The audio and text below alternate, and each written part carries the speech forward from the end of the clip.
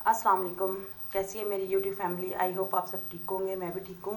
आज मैं बनाने जा रही हूँ करेला चिकन। करेले को मैंने धो के काट के नमक लगा के साइड पे रख लिया है। कढ़ाई में मैंने ऑयल को गर्म कर लिया है। अब मैं इसमें डालने लगी करेले।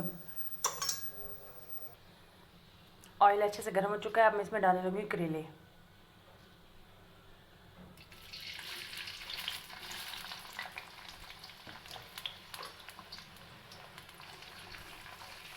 गर्मियाँ आ चुकी हैं और हर घर में ही करेले बनते होंगे और हर किसी की हर दिल अजीज़ ये सब्ज़ी है।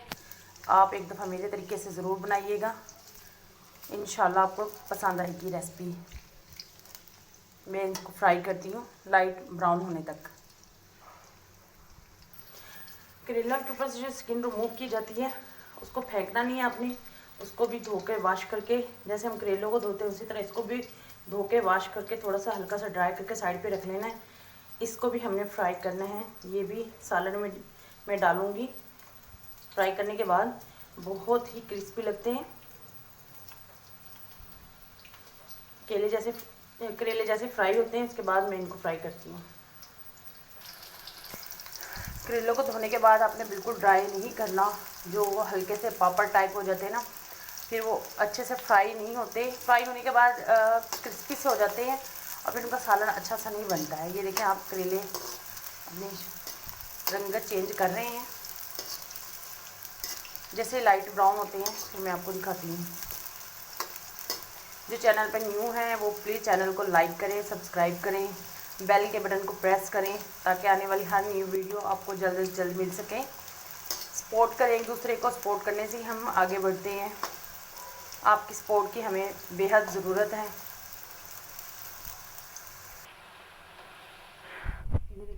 करेलों ने अपनी रंगत चेंज करना शुरू कर दी है। ये अब लाइट ब्राउन की तरफ जा रहे हैं। थोड़ा सा टाइम लगता है।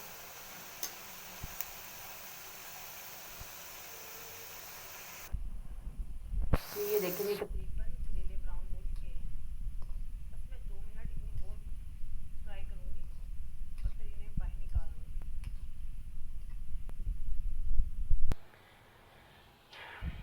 जी ये देखिए जी, करेलों की फाइनल लुक फ्राई होने के बाद। ये जी 1 किलो करेले थे और फ्राई होने के बाद ये रह गए। अब मैं जो हमने इसकी स्किन रिमूव की थी उसको धो के रख लिया था, अब वो मैं कढ़ाई में डालने लगी हूँ। मैंने इसको अच्छे से फ्राई करना है।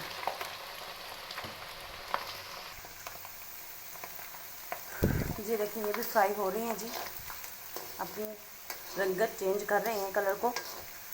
तो ये मैं बता दूँ, जिस ऑयल में आपने करेले को और स्किन को फ्राई करना है, उसके अंदर आपने चिकन को फ्राई नहीं करना। बाकी का जो हम सालन बनाएंगे वो अलग से चिकन ऑयल डाल के फिर बनाएंगे। अगर हम इसी ही ऑयल में बनाएंगे तो हमारा सालन बहुत कड़वा बनेगा, वो किसी काम का नहीं होगा। तो बेहतर यही है कि हम इस ऑयल को साइड पे कर देंगे, हम दूसरा ऑयल लेंगे। ये एक टिप है, आप इसको ज़रूर आजमाइएगा एक बार।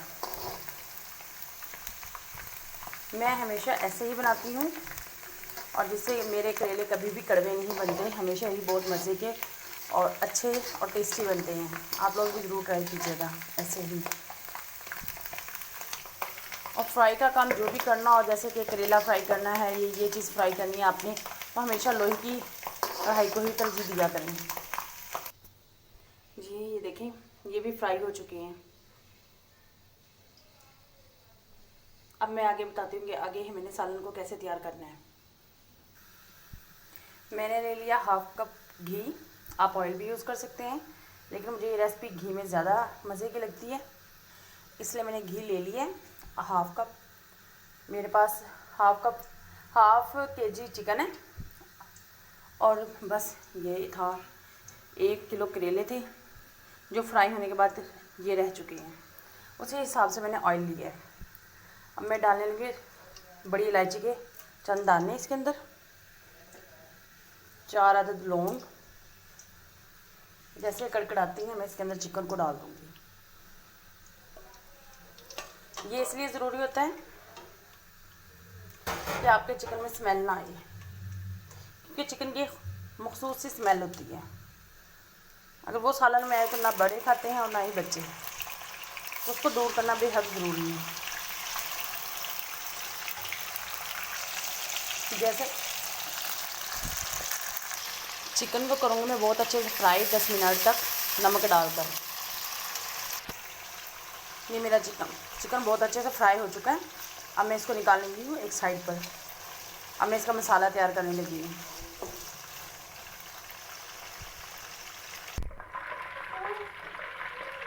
तीन से चार लिए मैंने प्याज, उनको मैंने बारीक बारीक चॉप कर लिया। अब वो मैं डालने की कढ़ाई के अंदर और उसमें करती हूँ अच्छे से फ्राई इनको, जब तक ये लाइट ब्राउन नहीं हो जाती।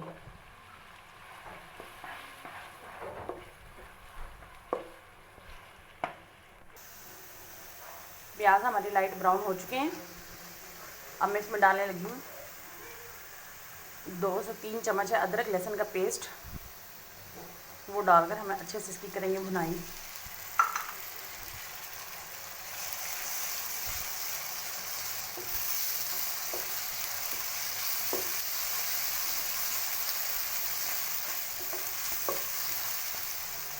इसके साथ ही हम डालेंगे चिकन, इसको हमने फ्राई करके साइड पे रख लिया था।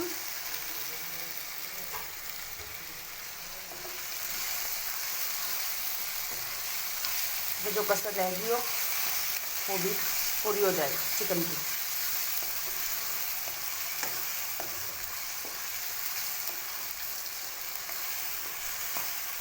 साइड हमेशा हमने अपनी कढ़ाई की साफ़ रखनी है, साइडों से कढ़ाई लग जाती है जिससे मसाला जल जाता है, सालन का टेस्ट ख़राब हो जाता है।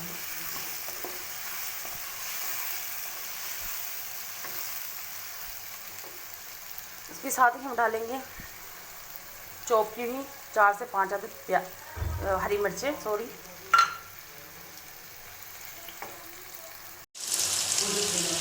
अब हम इसकी करेंगे अच्छे से भुनाई। इसके साथ ही हम डालेंगे 4 से 4 टमाटरों का पेस्ट मैंने बना के रखा हुआ था, ये इसके अंदर जाएगा।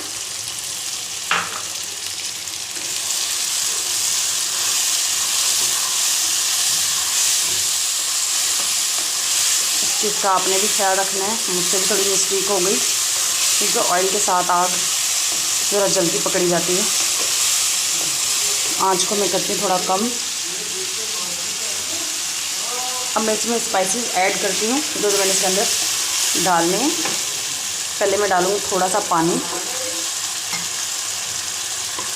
नमक हम ऑलरेडी पहले करेले में लगा चुके होते हैं जब हम इन्हें वॉश कर रहे होते हैं, तो नमक हमने हस्बे ज़ायका रखना है।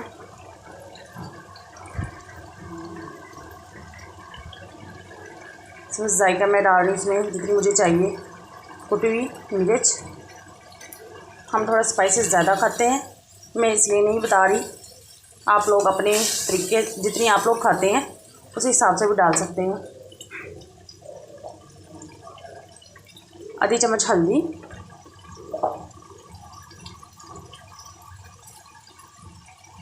एक टीस्पून जाएगी इसमें कुटी हुई लाल मिर्च। मैं थोड़ा एहतियात से आधा चम्मच ही नमक डालूँगी। कुटा हुआ ज़ीरा नहीं जाएगा जिसमें, आज इसमें जाएगा साबुत ज़ीरा, लेकिन मैंने इसे तवे पे रोस्ट किया हुआ है अच्छे से। अब मैं इसको करूँगी अच्छे से इसकी भुनाई।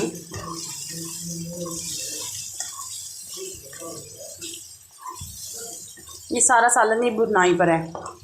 आपने इसकी भुनाई बहुत अच्छे से करनी है। जैसे जितनी आप अच्छे से इसकी भुनाई करेंगे उतना ही टेस्टी और मज़े का ये सालन बनेगा।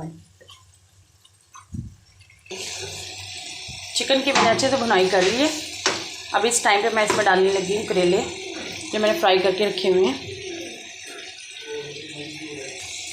करेले भी और जो उसके साथ स्किन मैंने फ्राई की थी वो भी एक साथ ही मैं इसमें ऐड करने लगी हूँ।